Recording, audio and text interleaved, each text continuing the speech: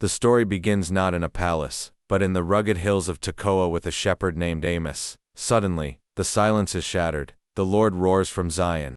Like a lion circling its prey, Amos delivers a series of stinging oracles against Israel's neighbors. He points to Damascus, Gaza, and Tyre, condemning their war crimes and cold-hearted cruelty. The crowd likely cheered as their enemies were blasted until the lion's gaze turned inward.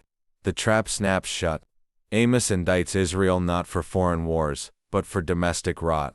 They sold the righteous for silver, and the needy for a pair of sandals. Prosperity had birthed a monstrous indifference. By chapter 3, God reminds them that because they were chosen for intimacy, they are held to a higher standard of integrity. Can two walk together unless they agree? The lion has roared. The privilege of being God's people is not a shield against justice, but a mandate to mirror his heart. The shepherd has spoken, and the pampered elite must now face the sound of the approaching storm. Amos turns his gaze to the high society of Samaria, and he doesn't mince words. He addresses the wealthy elite, the cows of Bashan who lounge on ivory beds, demanding drinks while the poor are crushed beneath their luxury. He recounts a series of divine alarms, famine, drought, and plagues to wake them up. Each time, the refrain echoes like a haunting bell. Yet you have not returned to me. Now, the ultimatum is clear: prepare to meet your God, O Israel. The prophet wails a funeral song for a nation still breathing.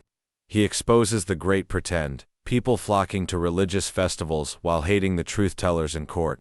God's response is stinging. He despises their feasts and hates their noisy hymns. He doesn't want a performance. He wants a revolution of character where justice rolls down like a mighty river. The woe is pronounced on those at ease in their gated communities, feasting on choice lambs while the nation's morality rots. They think their fortresses are impenetrable, but the lion warns that the very pride they lean on will be their ruin. The shepherd's journey concludes with 5 haunting visions. First, Amos sees locusts and fire poised to devour, but his pleas stay God's hand until the plumb line. God holds it against Israel's wall. They are warped beyond repair. When the priest Amaziah tells Amos to shut up and go home, the shepherd firmly reminds him that he didn't choose this life the lion called, and he had to follow. Next, a basket of summer fruit appears, a grim pun, signifying that Israel is ripe for the end. A famine of the word looms where God goes silent. Finally, Amos sees the Lord striking the pillars of the temple. There is no escape from justice. Yet, as the dust settles, the tone shifts beautifully. God promises to rebuild David's fallen tent. The story ends with a supernatural harvest. The plowman overtakes the reaper, and the mountains drip with sweet wine.